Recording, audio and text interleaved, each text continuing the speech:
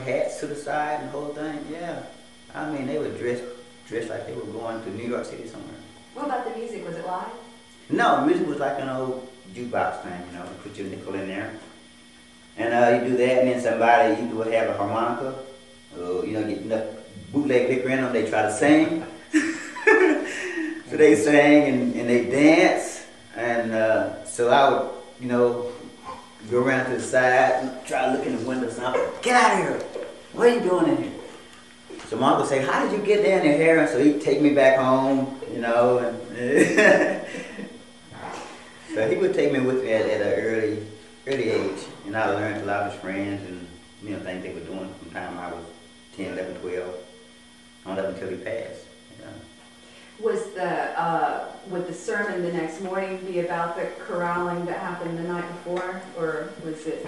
If there was some notable violence the night before, like someone got shot, then the minister would say something about it, and tell them not to give up hope in God. That God is still here. That God is favorable for you, although you're going through stuff like this. Most of the sermons they would try to equate the black experience with the Jewish experience, how Jews were slaves in Egypt and stuff, and they were set free. Then he would put that connotation on it. I never felt it fit, but it worked for that time. You know, it won't work now, but at the time it worked for them. It kept the natives down. You know what I mean? It kept them comfortable, where they wouldn't just have a bad time. So, but past it, you said it wouldn't work now. Why not?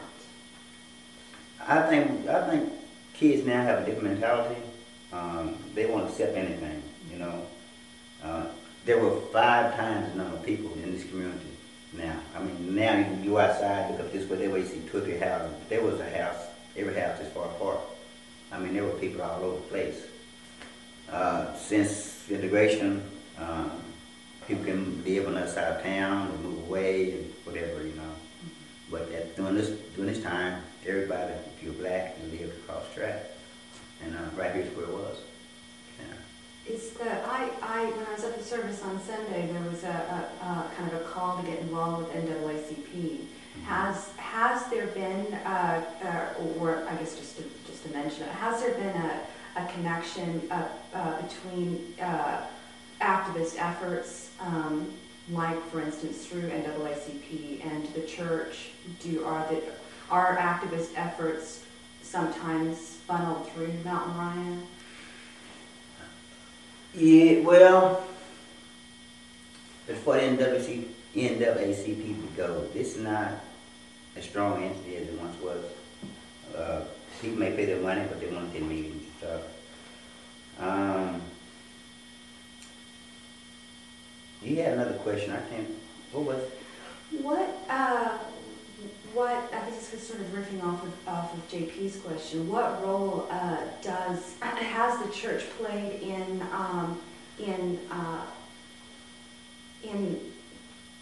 or did it have a role in building more kind of talking back, working back kinds of sensibilities? You know, for instance, when the grant writing began to happen to get roads paved and so forth. I don't know. I wonder if maybe conversations came off the heels of that about how we need to get in there, you know, and get some sense of fairness here if this isn't fair. And, sure. And with the church, did the church play a role in organizing people in that way? A very, very big role. Right. Okay. Very big role. We don't like to mix religion with politics, but actually, yeah. Everything has started with the black church. There's always going to be one leader, one deacon, one minister who stands up and address social issues, because it's one place where everybody can come together. And so he'll address those issues, and he'll get first 1 or 2 volunteers, 1 or 2 people to help, and then as time goes by, more will come to it. The other churches in the community are not as political oriented as this one is. This one is. I mean, you know, you saw Mr. Moore Sunday. He's anything that happens, whether it's to elect a black president like Obama, or whether it's to simply go to Commerce High School PTA meetings, this is here. Yes, it's brought up here. Let's do this, let's do that. Get some support for this, that. The church down the street, they're like into tongues, speaking in tongues, and they don't care nothing about whatever's going on outside the doors. They just don't care. They don't consider themselves to be of this world. They're in it, but not a part of it. Whereas we live here at Baptist, we're in the world and a part of it, and there may be some things we can do to change some of it. But, you know, they don't. We have a reputation in the community as being an aristocratic church because I guess we're the biggest and has some good money, not a lot, but some, you know. And they kind of like, well, you know, they got, but they're sinners, they drink, they smoke, they roll Ross's, Cadillacs, everything outside the door every Sunday morning, you know, they're lost. And so there's some, it wasn't coming together as it once was. Now there's this little thing, you know. And there's not enough people in this community to fill one church, you know. I mean, this church, you got 5 members, this one, 10 over there.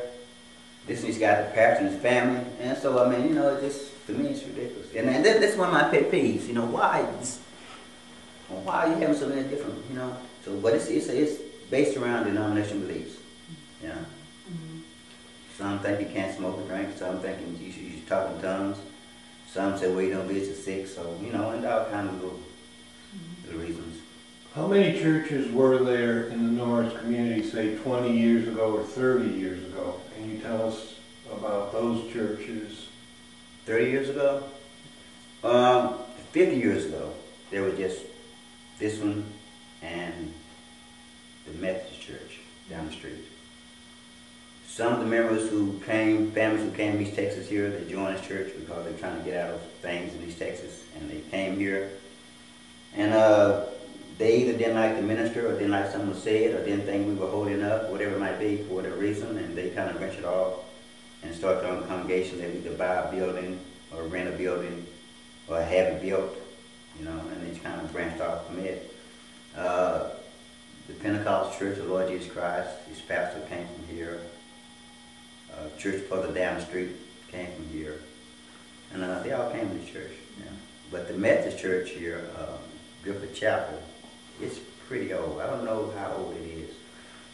Originally it was up on, it wasn't there, but it was up on this corner, part of this way up here. And I think it burnt down, and they bought this land here and built it there. But they don't have any members now. They're just, you know, 6, 7.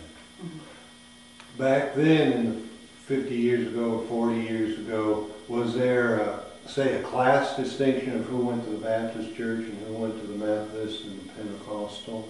Still is. Still is a class distinction. We get 80%, probably now 85% of our attendance at university kids. Okay, probably 10, 15, 20% actually here, you know.